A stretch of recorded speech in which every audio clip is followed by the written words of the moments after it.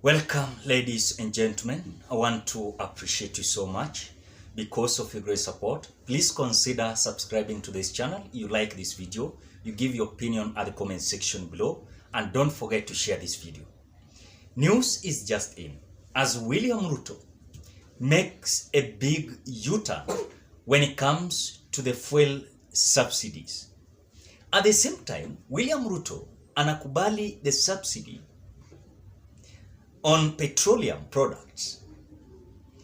The Energy and Petroleum Regulatory Authority, EPRA, has come out denied the return of fuel subsidy even as it moves to tap into the Petroleum Development Levy to compensate oil marketing companies. EPRA said that the government has not returned to fuel subsidies, but it has returned to fuel stabilization through the Petroleum Development Levy, PDL, where for every liter of petrol a motorist buys, a fraction goes to the PDL for stabilization. So, something that is there, you people stop celebrating that subsidies are there. Serikali imemake U-turn kurudisha the subsidy on petroleum, or rather the fuel. But again, at the same time, the EPRA is denying that they are not going to accept any kind of subsidy from the government. So whatever it is there is that the government has not returned to fuel subsidies. They have returned to fuel stabilization through the Petroleum Development Levy, and that is PDL. And I've come out to explain that where for every liter of petroleum a motorist buys, a fraction goes to the PDL for stabilization. That is it. So I want to say that this government, there are certain decisions they are making after bragging, These people are bragging day in, day out, But as the way things are, and things are so hard, government is loosening their stance and also their words. It is unfortunately after Raila Odinga's team, Azimio, came out trying to push the government to come out, at least bring the subsidies on petrol, bring the subsidies on unga, bring the subsidies on sugar, as they are stabilizing the economy. This thing will come back just slowly by slowly. That is whatever should happen.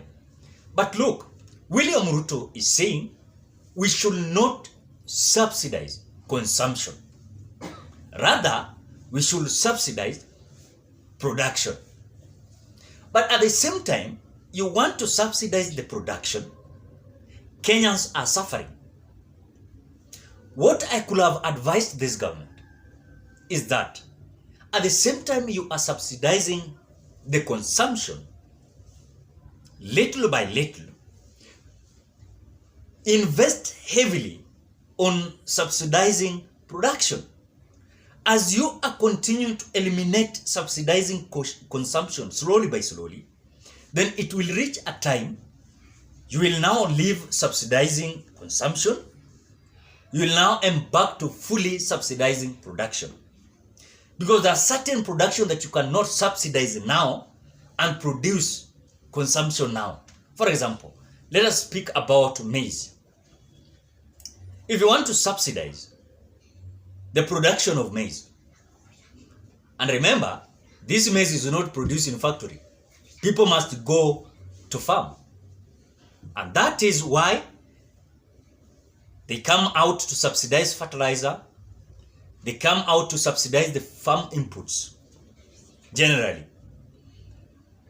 But as they are subsidizing maize, it it will be almost 4 months or 6 months, or even some parts of the Republic of Kenya like Rift Valley, they always plant maize once a year.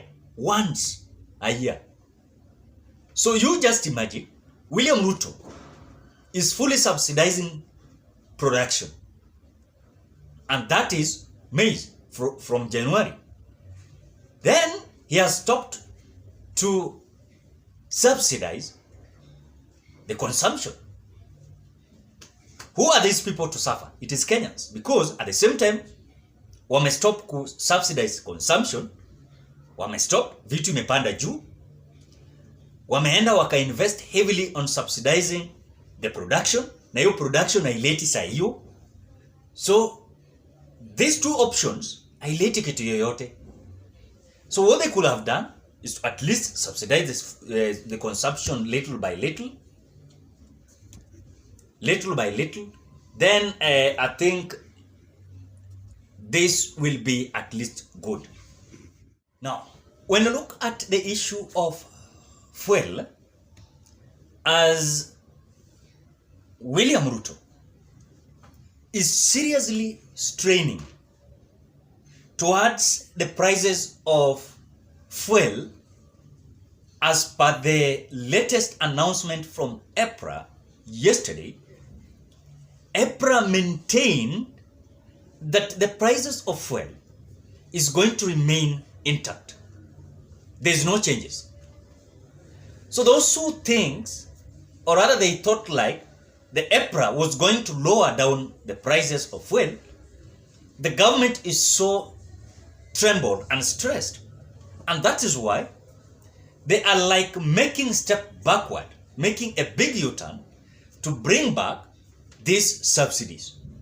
But again, at the same time, the subsidy on fuel is bringing a lot of issue in State House, and also the call on subsidizing maize is also creating a conversation in State House. It is literally going to